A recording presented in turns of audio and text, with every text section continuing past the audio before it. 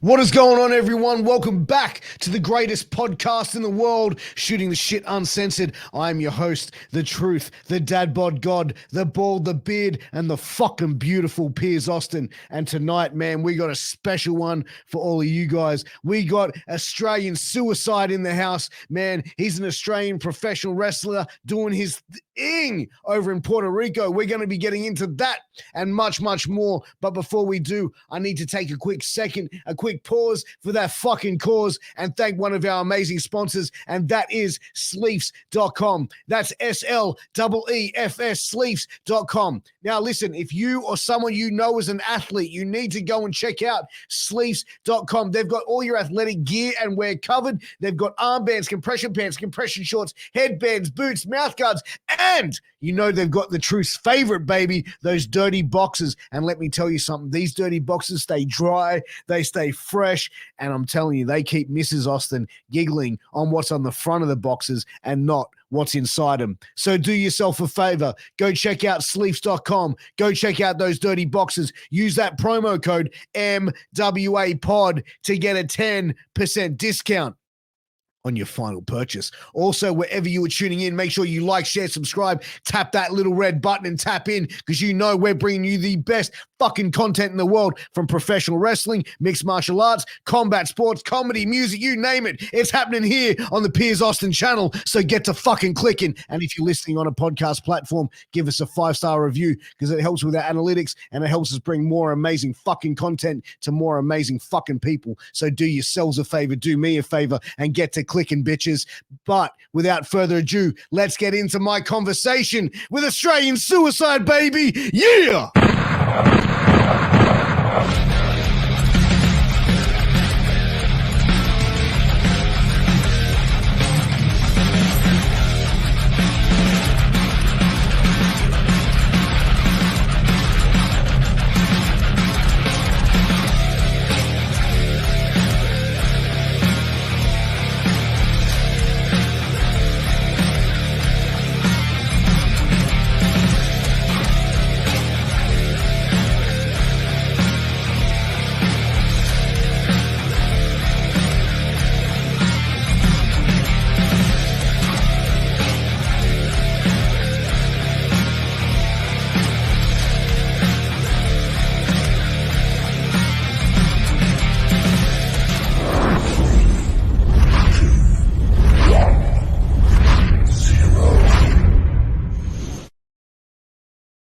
What's going on, guys? Welcome back to the greatest podcast in the world. And I'm here with one of my favorite people in the entire world. And I know that I say that about every guest that I have on, but this time I actually mean it. Australian Suicide, welcome to the show. No, thank you for having me. And I'm dropping phones and chargers and everything around here. Hey, anything could happen, right? Hey, Can I have an explosive podcast without shit happening?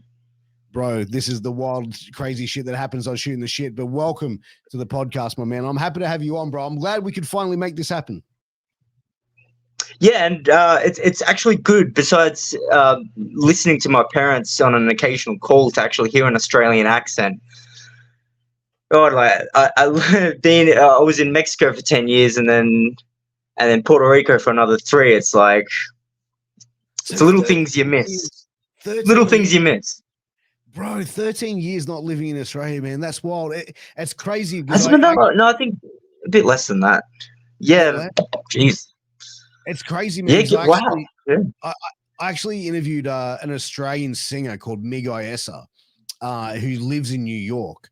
And he was like the same sort of thing. Like, he probably since 2005, he's lived over in like New York and America and stuff like that. And he was like freaking out at hearing an Australian accent. He's like, "Oh, this just takes me back to," and I'm like, "Really, cunt? Like, like really, bro?" Like, but yeah, really. But it's those things that you miss. You know what I mean? Like, and that's just like one of the 1% of things that you miss. Like, I don't know, especially like being in a Latin American environment, it really is that different from Australia. You sort of forget. I don't think you miss it as much as forget a lot of the little details of your home. I don't know if that makes sense. You know Well, what I mean? I feel like you can go anywhere in the world, but there's always going to be like a soft spot when it comes to home. You know what I mean? Because like there's always some, like people always have that soft spot. I feel. Yeah, no, for sure, for sure. Like But then again, you surround yourself with you know, if you're in another country for so long, that sort of becomes the norm. Does that make sense?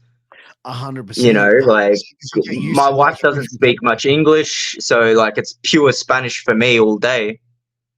Really? How long did it take you to Yeah, learn? How long did it take you to learn Spanish? still learning it. Really? So Still learning it. you don't speak it fluently. Okay, yeah, I'm probably undercrediting myself for that. But I used to try to do like my best like Spanish accent for it to make sense, but over the years it has gotten so lazy. So now I find myself hablando así. Ayer estaba jugando Nintendo. Like my Australian accent mixed in with Spanish, like it just gets it's like making up my own language sometimes.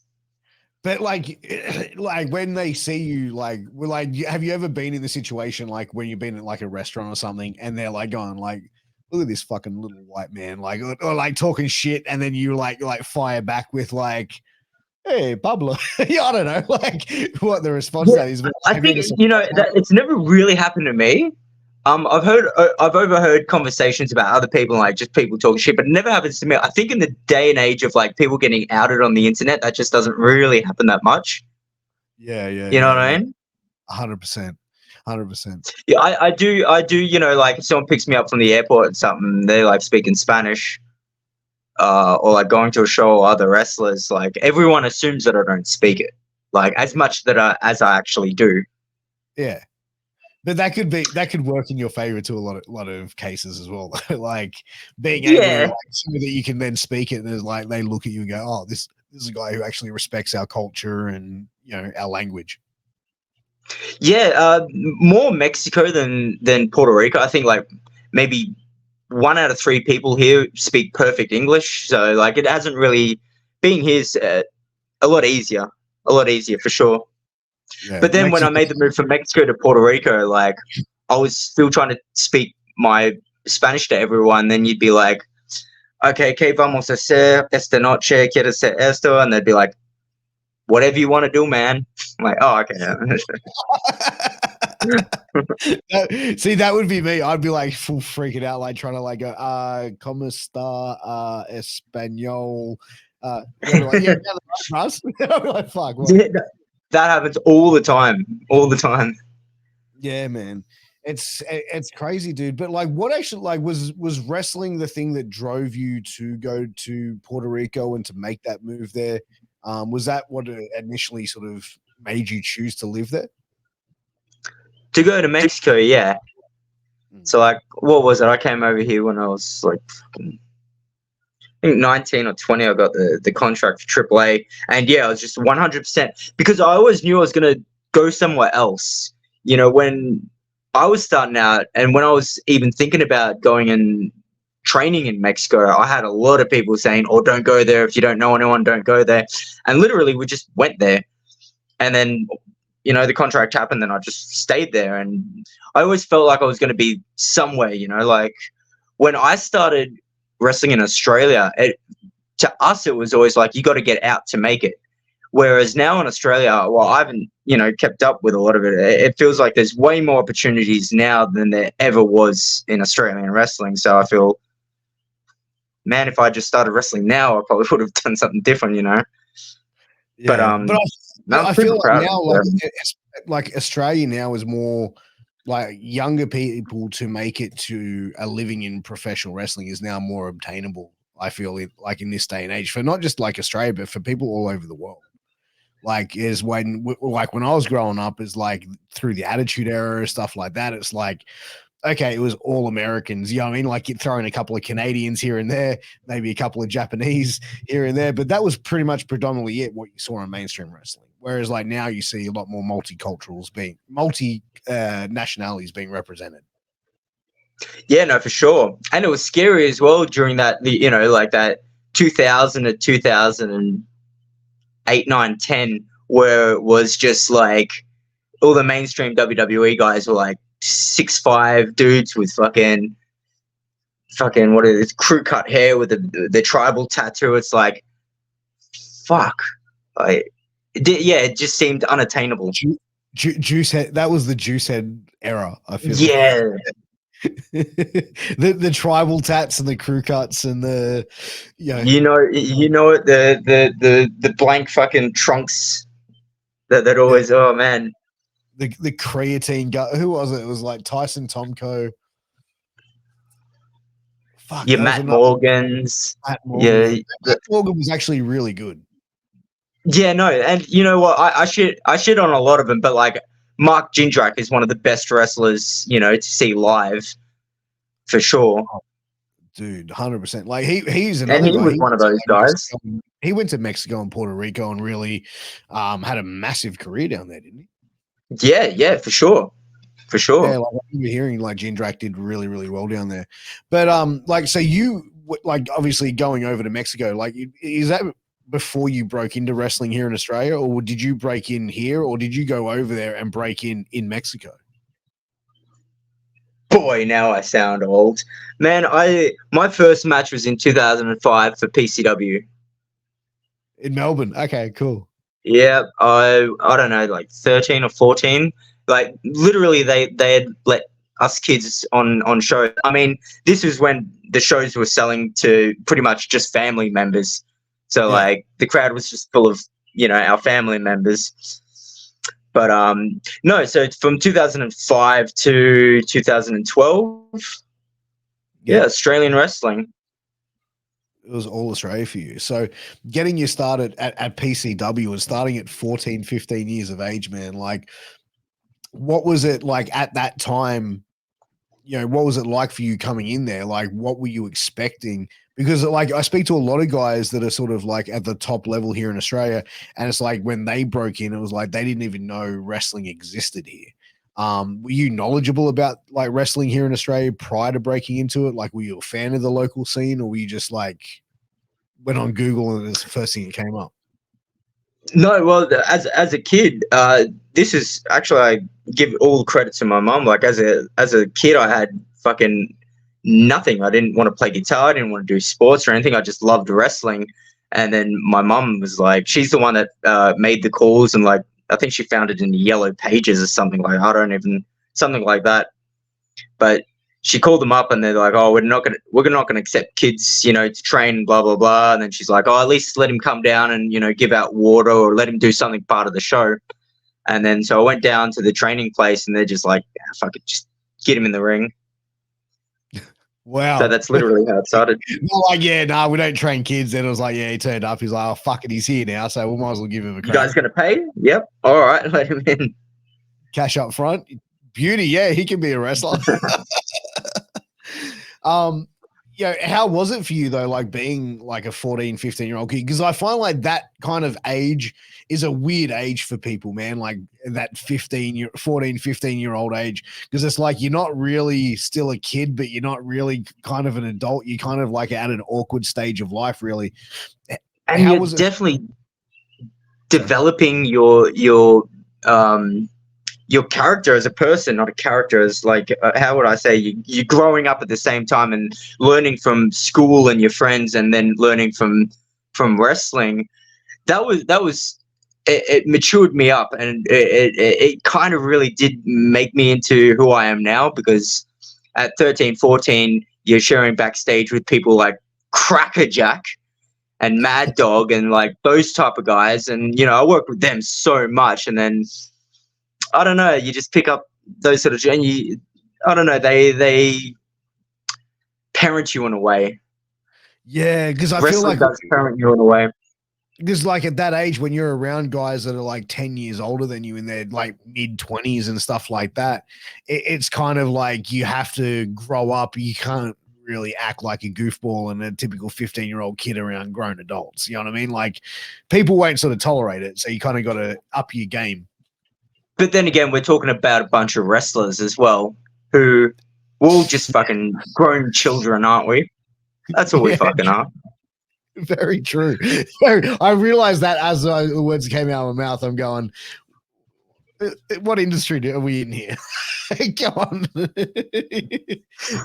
No, but Yeah, it was sort of like that. It's fun.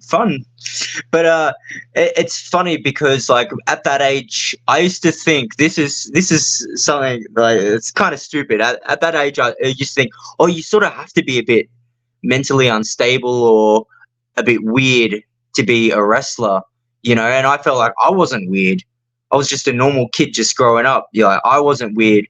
But then you yeah. stick around wrestling long enough until you walk into a backstage now and you look around and be like, I'm the fucking weird one now. Like, I'm the fucking old, weird fucking guy who's talking shit. That's the but it's funny. It's like I feel like most locker rooms you can kind of go in and it's like, all right, there's the grumpy old timer, there's the green kid, there's the ref. That, you know what I mean? Like everyone, like I would say everyone has a stigma, but it was like majority of times it's like, oh wow, this is like straight out of a textbook. Yeah. Yeah. You know, it's crazy because like, yeah, like I feel like wrestling is one of those things where it sort of attracts such a unique and different type of individual to it, where it's like you could come from a different racial background, different religion, different ethnicity, different values altogether, but like and then you see these group of people from all these different backgrounds, but they all have this one thing that they love, which is wrestling. And it's like, wow, I wouldn't expect to see this kind of guy hanging out with this kind of guy or this person being friends with this person. But what wrestling is able to do, and especially I think like from the training aspect of it as well, it's like you're building, you know, fundamentals and friendships and learning those social interactions where I feel Yeah. like, And going back to that, for a perfect example is me dropped out of high school and moved to a different country when I was 19 with absolutely no education whatsoever. And then there's my wife who went to university, finished that. She's literally the type, I've seen her fucking do it. She's the type of person that unloads her bags at the hotel and then puts her clothes into the drawers of the hotel. Like, oh, while she's I've one got of all those my psychopaths. She's one of those psychos. and I'll have all my shit just laying all over the bed and all the, like, I lose shit all the time. So I can't say that my style of life is is more of a wrestler, but you're right, like we all come from different backgrounds, so Yeah. But it's funny, man. My wife is exactly the same person. Like we'll go away and she'll be putting shit away and stuff like that. And I just like get my bag and empty it on the floor. I'm like, yeah, I'm sure I packed this somewhere.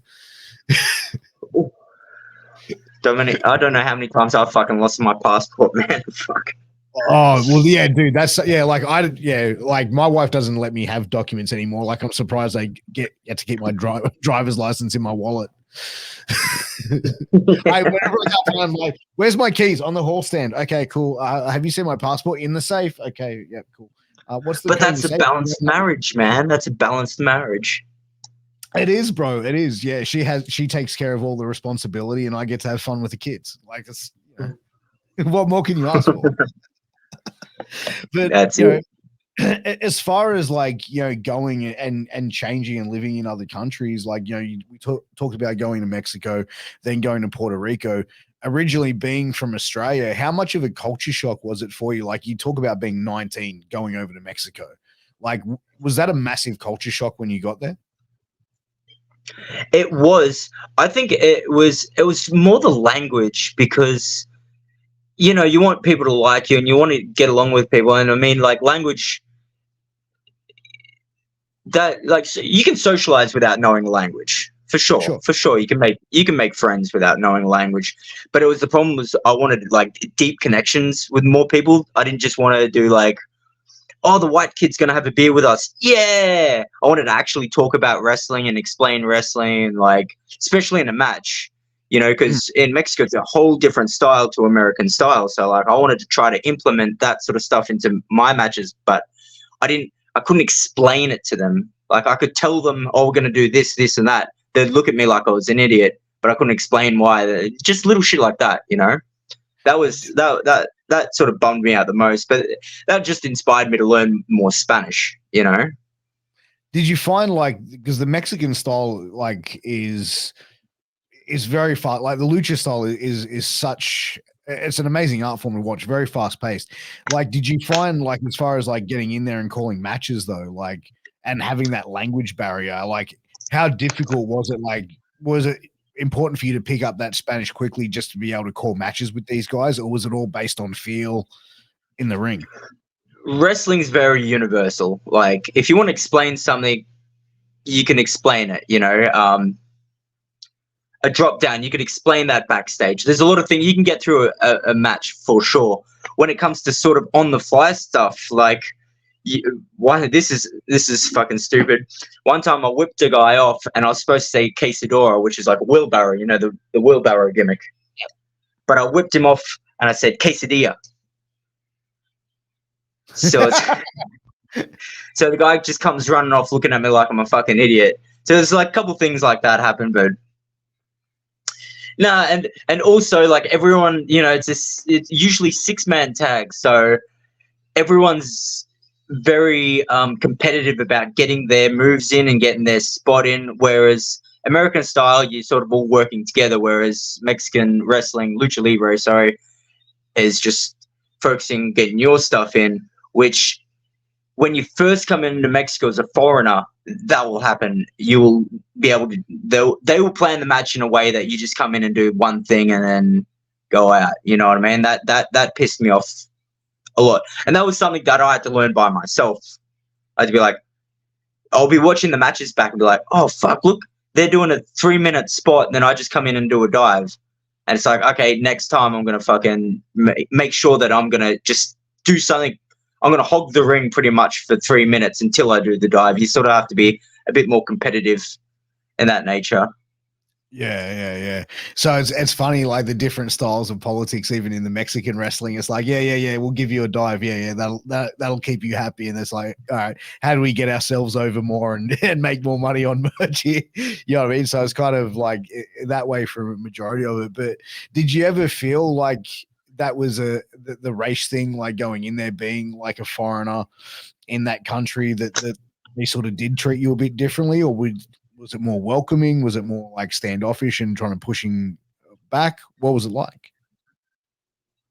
It was exactly like that. They'd cut off your stuff and then they would want to do more. And you know what? The piece of shit that I am, I'd probably do the fucking same thing. I'd probably do the same thing to someone new right now. That's such a dick thing. That was a very honest answer I just gave you. That is very honest. No, it's like, yeah,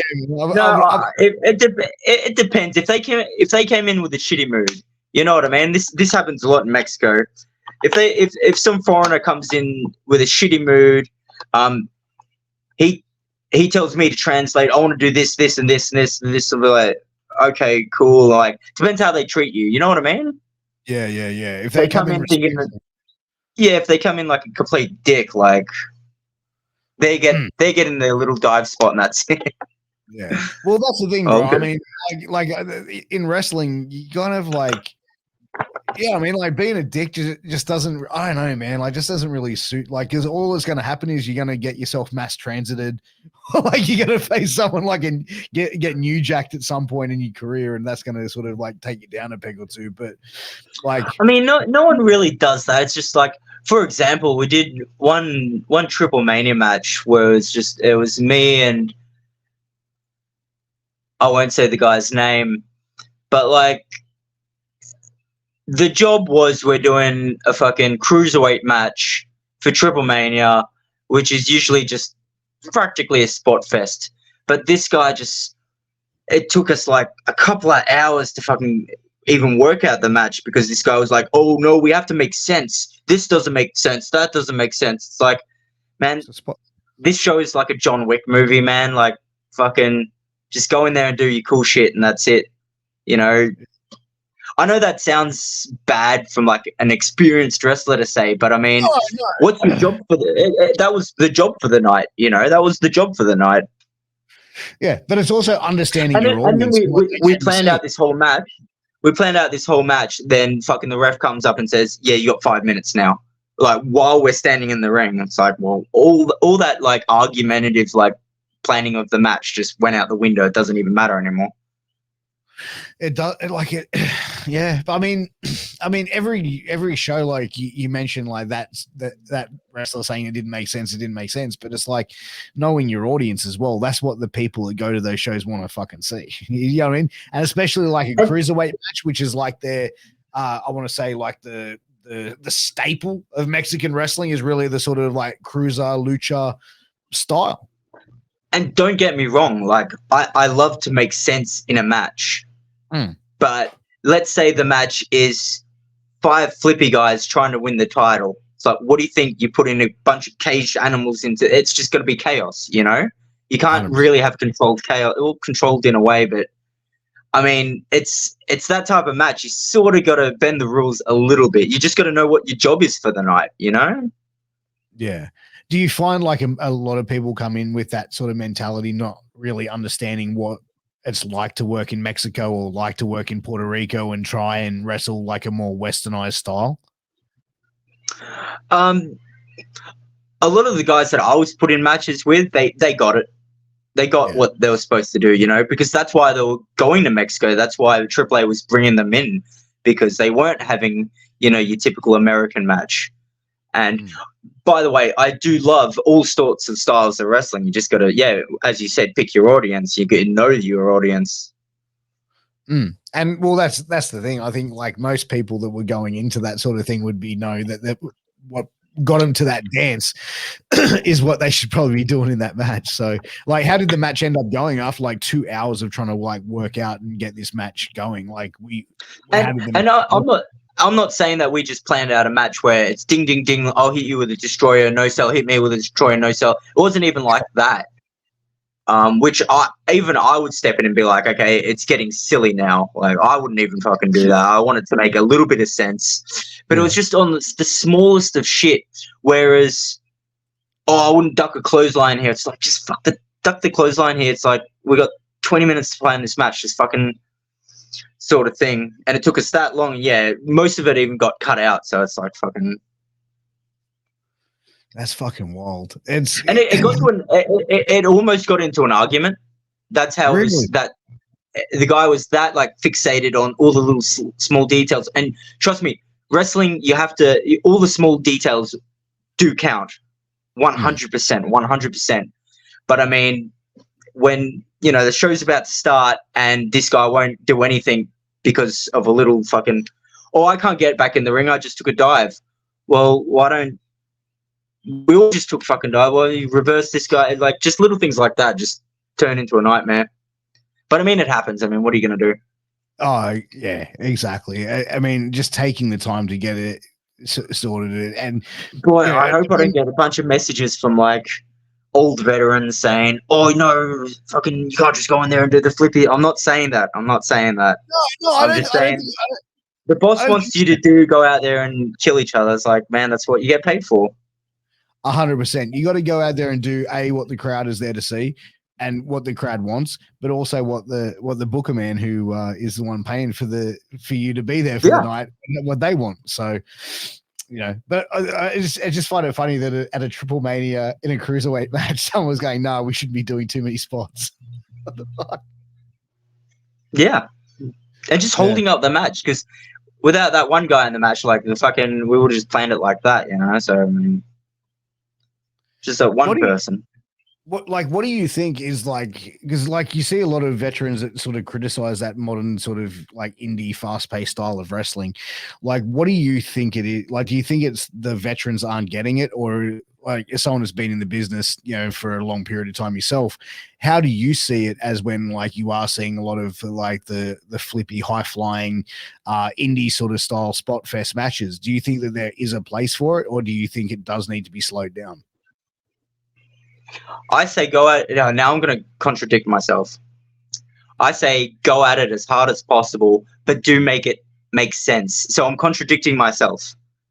Say as I do, not what. Wait. Say as I say. What's that line? Say as I say, not what I do. As I say, not as well. Yeah. Yeah. But remember, like I go back and watch like super old lucha libre matches. Let's say like fucking, we're talking like the original Wagga sort of 60s, 70s matches.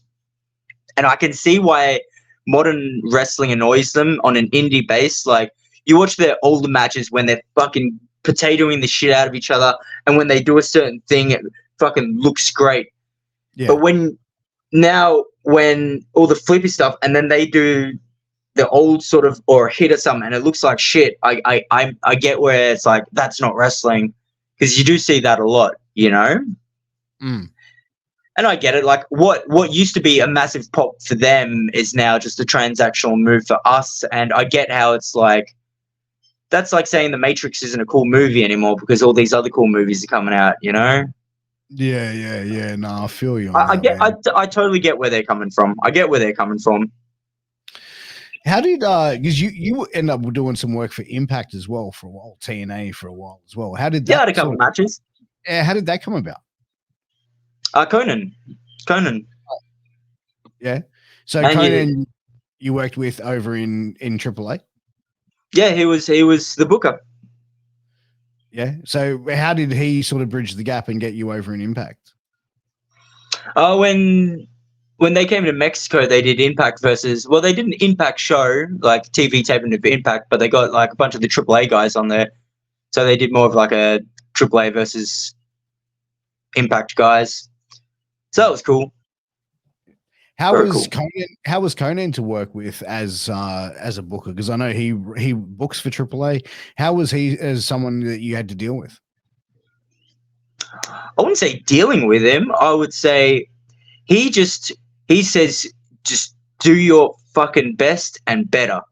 If you think you can do that crazy cool thing, practice it and do it.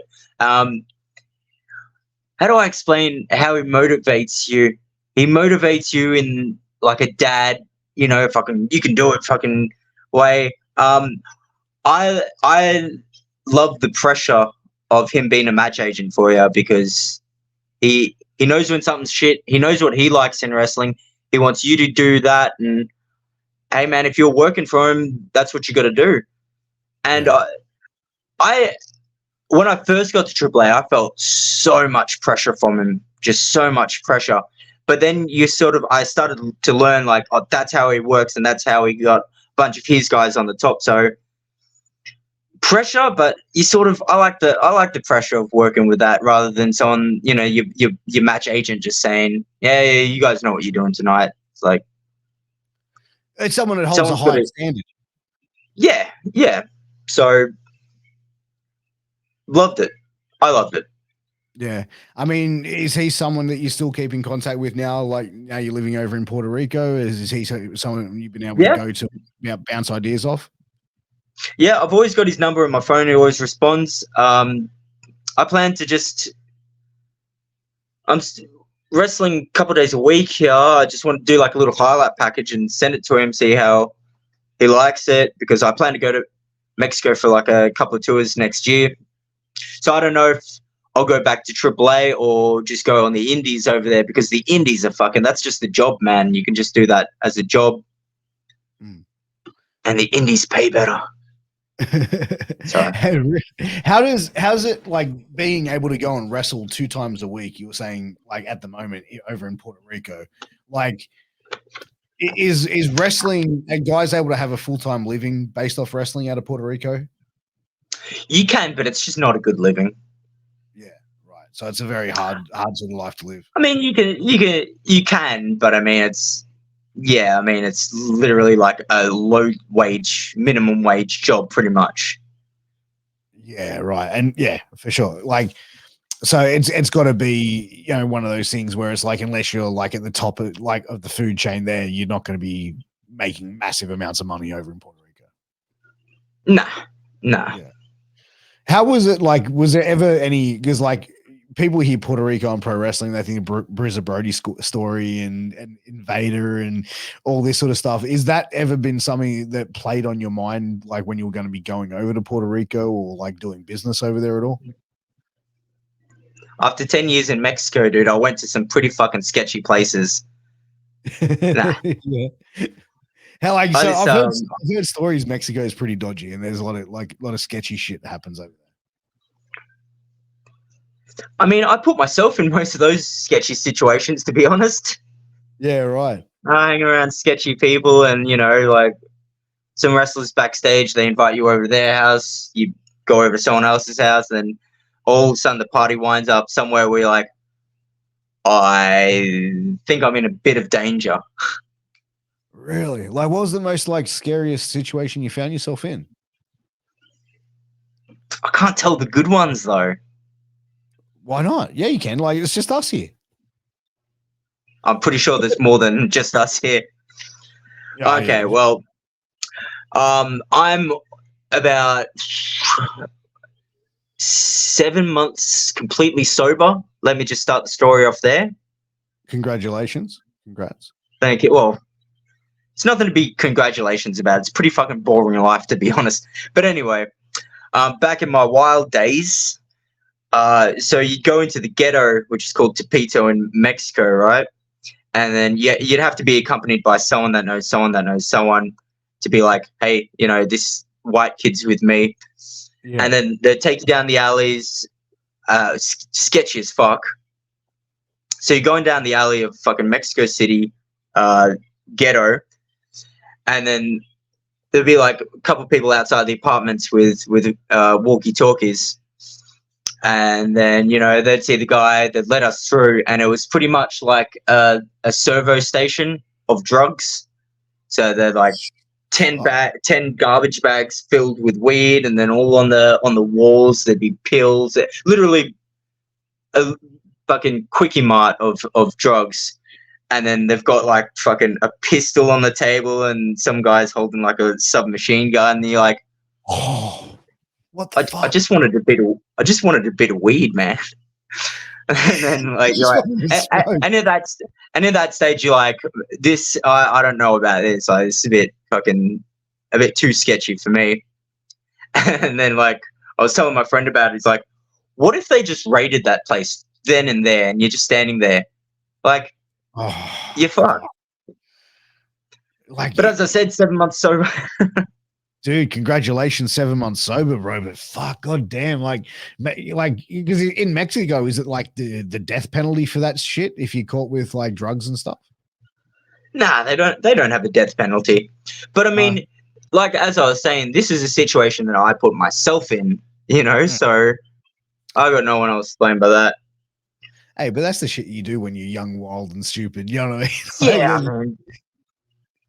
man. Like Australia's pretty fucking dangerous when you think about it. Like when it comes to like street fighting, and as I remember it, you couldn't go out and couldn't go into the city past 12 because there'd always be fucking people fighting.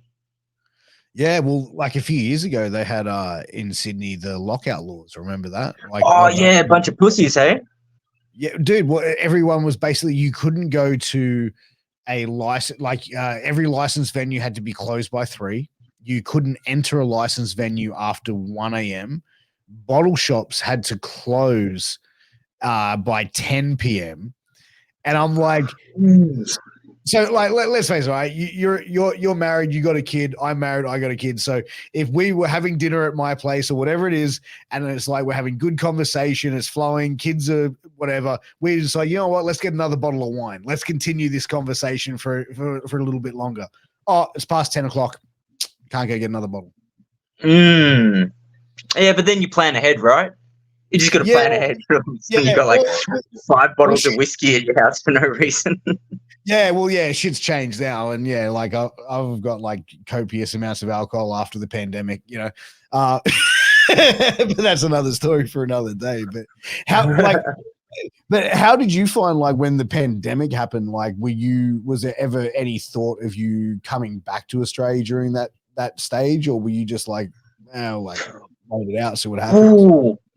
I remember because we had to go to the AAA office every Monday, because they for whatever reason wouldn't email us our schedules, so you had to actually physically go in there. Then I remember the first time I went in there during the pandemic, they're like, "There's no shows for about 2 weeks." I'm like, that kind of sucks because I was spending so much money had no control over fucking spending money. But anyway, I'm like, okay, 2 weeks, I'll just brave it out. Then another week, then another week, then another week. And then, yeah, it got like to a point where we were fucking really running out of money. And then she was my girlfriend at the time, now wife, but then she got pregnant. Then it was like, okay, do we either go back to Australia or Puerto Rico? And then it's like, oh, well, it's my wife's the one who's going to give birth. So Puerto Rico it was. Yeah. So then we were able to move in for a bit with her mum, because I mean there wasn't any wrestling going on, there wasn't any cash flow, so we had to do that. And then my passport expired. I married my wife to get oh god, I shouldn't say that, to get my green card. I love my wife. I love my wife. But they said you actually have to like officially do it. Yeah. And then the green card process, fuck, that was like just got approved like a couple of months ago. Really? Fuck. So it was like that was a fucking I was told it was going to be 7 months, and even then I was like, oh, but I have a job in Mexico, and it was during the pandemic, so I still thought that, you know, I was going to have shows, but then it just kept going, so I just stayed in Puerto Rico. And then my passport ran out, then I couldn't leave here for the green card process, so I did sort of in a way get stuck here for a while. Yeah, right. Fuck. So so now you're a full Puerto Rico citizen now? Is that how it sort of works now that you're married? Well, because Puerto Rico is like a colonized, like America. It's like being in America without it being a state, if that makes sense. So like my wife's got an American passport. Everyone here's got an American passport. You don't need to go through domestics going through Puerto Rico and the States. So it's just like an unclassified state. I guess I'm going to get heat from someone from saying that, but that's pretty much what it is. Wow, that's crazy, man. That you had to go through all that. Because, like, was there a fear of you being deported? Like, if you hadn't? Oh yeah, but no.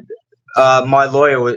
The first thing I did was like through the marriage and everything was like get a decent lawyer. So she's like, no, don't worry about it. We'll on it. So in the process, you can stay here until it's all done, but you can't leave. You can't have anyone check your gimmicks. So until it's official, yeah, you can't leave. Fucking damn. 3 years of that. Fuck, man, that's a scary fucking time to go through, man. Thinking you're going to be kicked out of a country, but like, I think it was more scary because I had my daughter. You know, she's just like a baby. You know, so I felt like that was a scary thing, but. Now it's all taken care of, which it was. It's funny how like you stress about one thing, feeling like that's the end of your life, stressing about one thing, then all of a sudden one day it's just all over. And it's like, oh, well, what's the next thing I'm going to stress about? 100%. How'd you go dealing with parenthood, becoming a dad? I always wanted to be one. You know, I don't know. I've never been asked that. Fucking just like you, man. You wing it, don't you? You just fucking wing it. I'm still fucking winging it, bro. 3 kids, man. I got 7, 5, and 2, bro. Like, you know, it's yeah. You never figure it out. I don't think. Oh well, there you go. There you go. but it's cool now because you. Yeah, but how was it like adapting to that? Because it's like having a family, having a little one, and doing it overseas and doing it from in another country without having like family, friends, and that close by. Is that something that you kind of feel like you could sort of have that closeness with as well, to be able to have your daughter see how you grew up in Australia and stuff like that? Is that sort of that's sort of, yeah, it doesn't bother me, but it's something I do think about a little bit. Like I do want to take her to Australia one day and, you know, her to see that culture. But I mean, does any of us really, I guess we do, don't we? Do we really look at our parents? I mean, Australia's pretty multicultural. Do we really look at our parents and be like, I want to go see where they grew up? Or you sort of where you're born, where you grow up, is that sort of it? Yeah, I don't really think you. Yeah, I don't really think you do. Like as far as like Australians, like we're a multicultural country, but as far as like I don't know, patriotic or whatever you want to call it, or that. I don't think we're really that sort of level of people. It's like, yeah, let's go see where our grandparents grew up and how they lived back in the 20s or something. Yeah, I don't Right? really think we're that kind of people. So could be wrong. I'm Could more be wrong. worried about her accent. Is she going to have, because she's learning, if she's going to be bilingual, she's starting to talk in both Spanish and English. But it's How just old is weird she? to see if she's almost 3. Oh, that'd be so cute seeing a little 3-year-old trying to like talking Spanish. That'd be the cutest thing in the fucking world. But actually, like, I don't think it's a thing, but I just think I've concocted a Latina Australian fucking attitude concoction of personality in a, That's I gonna don't know. be quite the personality to see. I think you're gonna be screwed when she gets to about like teenage years. I really do think so. I honestly do. Oh man, I got a 5-year-old daughter. She's my middle child, and like, god damn, like I actually have to tell her to. I'm like, no, you're not the parent. Stop telling your brothers what to. Like, she would sit there and just. She's like, can you go and wash your hands, please? I'm like, yeah, go. No, wait, shut up. It's crazy, man. Like the personalities, but yeah, the accent thing would be pretty wild to see. But you know, I think it depends on like where you live, isn't it? Like how your accent is determined. And I think like TV as well. Like surely that does play a factor. If you're growing up watching a certain accent on TV, surely that does. I mean, she's watching a bullshit Cocomelon fucking all her learning shows on the iPad, so that surely does influence you, right? I think so. Yeah. Whereas I mean, when we were growing up, we did have like Home and Away and Neighbours and shit like that on. True. Like, I don't know. I think it just depends on what you're around. Like for the most part of it, like I don't know. Like, do you feel like your language, like your accent? I don't know. Your accent, the longer you're over there, could probably potentially go, and you could sort of have more of a Puerto Rican accent over time, though. Boy, I fucking hope that doesn't ever happen. God, I hope that doesn't fucking happen. Dude, yeah, That's one it's thing funny. you can't. That's one thing you can't really want to lose is your accent. Well, dude, you know, it's Nah, funny. There's a Brazilian jiu-jitsu practitioner. She's an American, and like I think her dad is Brazilian or her mum is Brazilian, and I think I've like seen. yeah, her name's Mackenzie Dern, and she's been around for like 10 years. And it's like you hear her earlier interviews, and she would talk like, yeah, you know, like blah blah blah. And now it's like 10 years, and now the Brazilian accent started to get there, and now she's like, oh, you know, we go do some jiu-jitsu. It's like I think I've seen those interviews. That's going to be too crazy. I think that's too crazy. I think that's a bit too ridiculous. Because like broken English, and I'm like, what the fuck? it gets. Yeah, I don't know about that. That seems a bit ridiculous. But I mean, if I do spill something or burn my fucking steak or something, that Australian comes out to me like, oh, for fuck's sake. I don't think that ever leaves. Yeah, I mean, yeah, you can take the Aussie boy out of the cunt, but you can't take the cunt out of the Aussie boy. Does that make sense? That's exactly it. Go for that.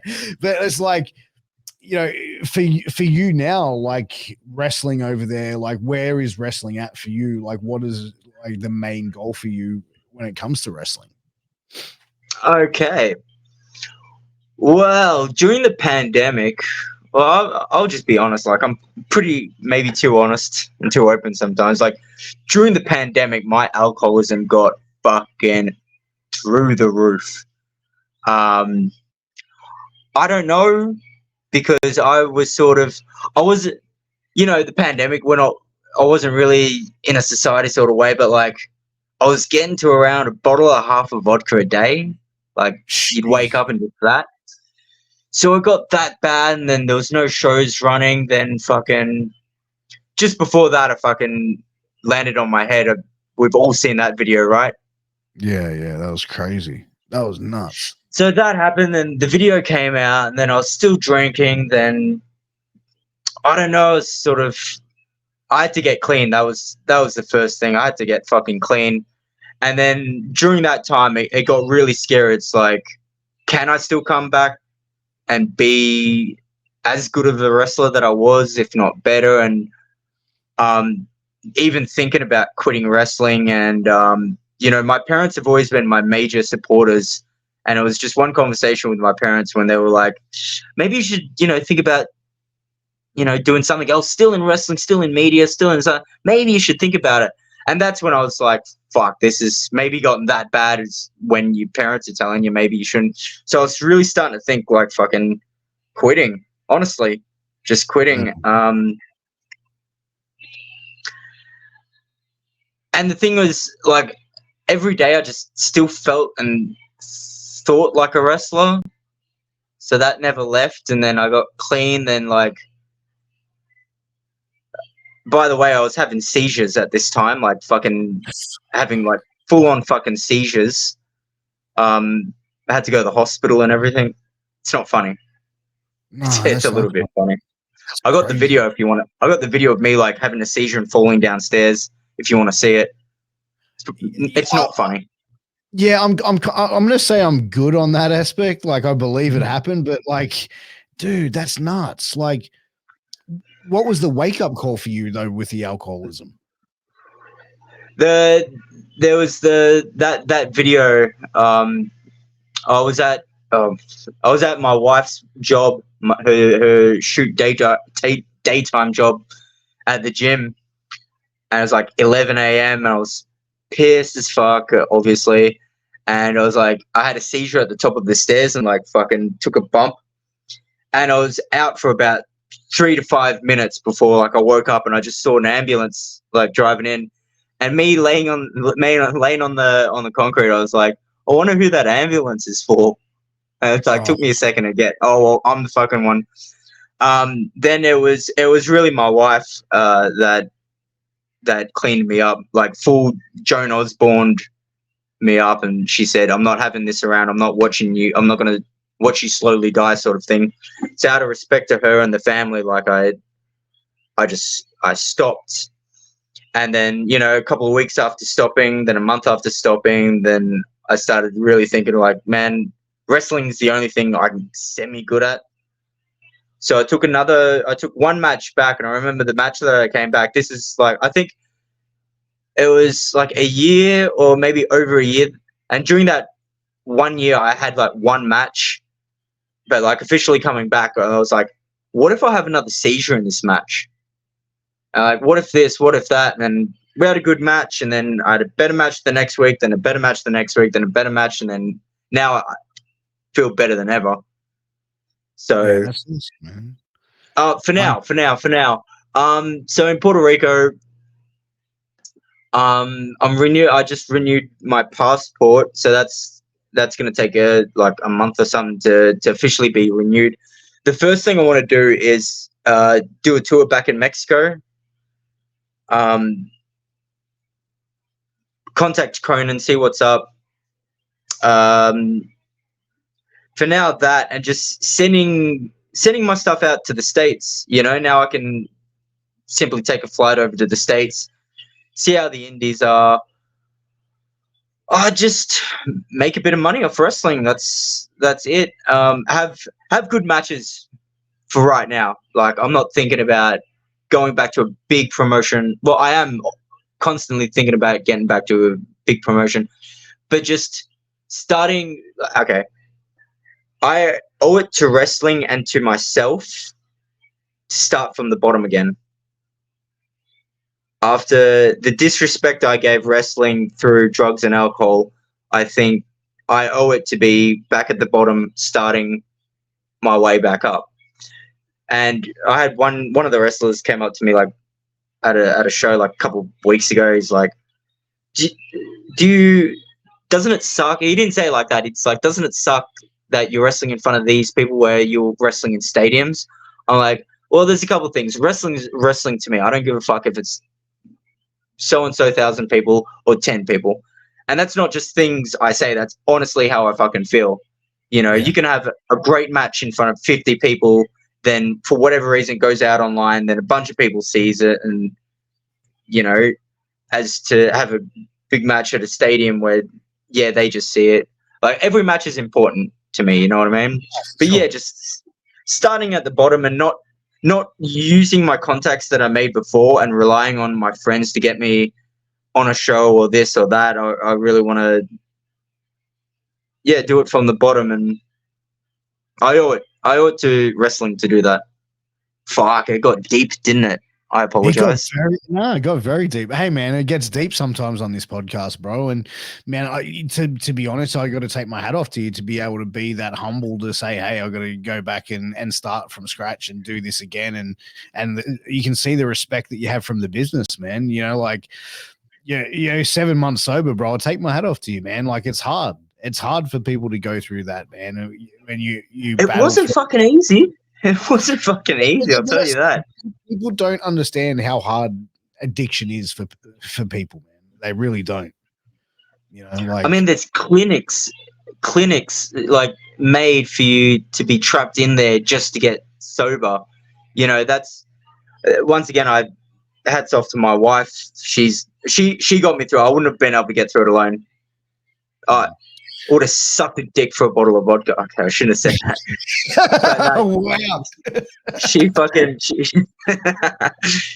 got me through it. And there was times where I was shaking in fucking bed, like hating her so much for not letting me do it, but it did get me out of it.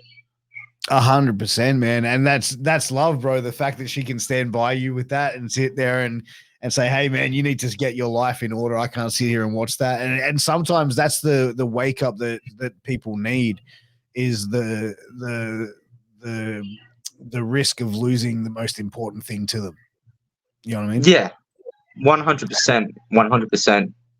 And that's where that big wake up call comes from. It was almost like you gotta have people around you that care for you, but the most important people around you care more about you than you do yourself. Yeah. Like I was like, for instance, I was having seizures and I still wanted to keep drinking. What was the cause of the seizure? Was it just like your body shutting down from too much alcohol intake, or was it alcohol poisoning, or? That was it pretty much. It wasn't alcohol poisoning, but it was in fucking extreme dosages for a long time, you know? Especially during the pandemic, like I'd get up to like 2 bottles a day. Fuck, that's wild. Yeah. I feel like the pandemic probably caused a lot of people to go down that road. You know what I mean? Like when you're sitting around doing anything all day, it's like, because I remember those times where like I was sitting at home and it's like my wife would come out, it's like 9 o'clock in the morning, and it's like, and she's like, what, you're drinking a beer? I'm like, where else have I got to go? Like, what else have I got to do today? But like, you think of it as like where people actually had some serious problems because of what that they suffered through the pandemic, whether it be mental or physical or stress or whatever it may be. There was a lot of people that did sort of make that turn, I feel. And the thing was, like, at that time, my wife would never tell me no. And, you know, it was just us. So there was never really someone to be like, hey, take it easy a little bit, you know? It was, you know, it's not like I was living with my parents. You know what I mean? I just had complete control of what I did. Yeah, exactly. And, you know, sometimes we need someone to give us that little bit of a wake up call to really wake up to ourselves and see things in perspective, man. But, man, again, 7 months sober, bro. Well done, man. Keep it up. And, man, that's a great effort, dude. But I'll tell you what, man, we've been getting close to going for an hour here, man. I really enjoyed this conversation. I'd love to get you back on for a part 2 if we can, because I feel like this conversation could go on for another couple of hours. And maybe if there was time to do a part 2, because we sort of went to the downhill, starting to come back rather than, you know, what I'm sort of doing now. But I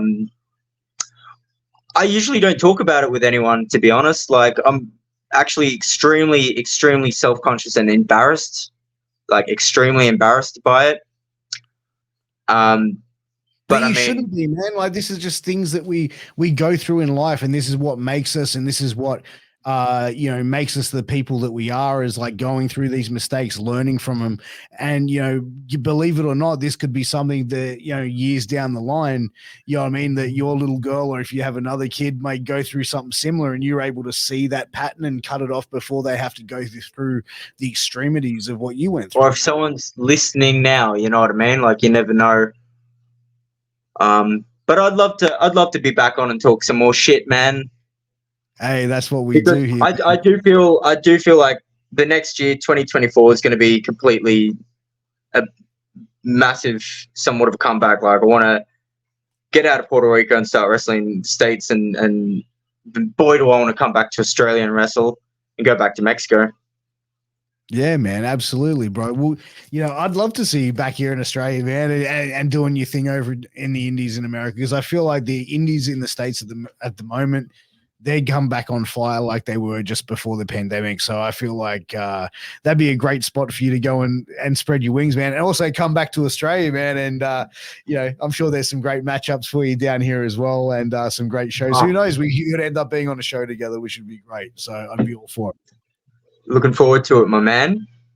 Man, where can everyone find you on social media, man? Support you, and have you got somewhere where people can get some merch? Okay, as of merch, not right now. Like, literally everything's filled with my wife's merch. For every 20 photos she sells, I don't sell one. So like, we focus more on her for merch. But my merch is going to come. I want to get some wristband gimmicks made. But social media, Instagram is pretty much like my go-to thing. Like, I don't like Twitter that much. So Australian.suicide. Send me a message. I do respond to most of the messages that come through. So hit me up, or just follow me. Go follow, hit up Australian Suicide, man. I appreciate you coming on, bro. This has been a great conversation. Really looking forward to getting you back on for a part 2. But guys, make sure you go and check out our sponsor, sleeps.com. Use that promo code MWAPod to get a 10% discount. But this has been the greatest podcast in the fucking world with Australian Suicide and the Truth, Piers Austin. Until next time, take care. All the best. Mwah! Peace out.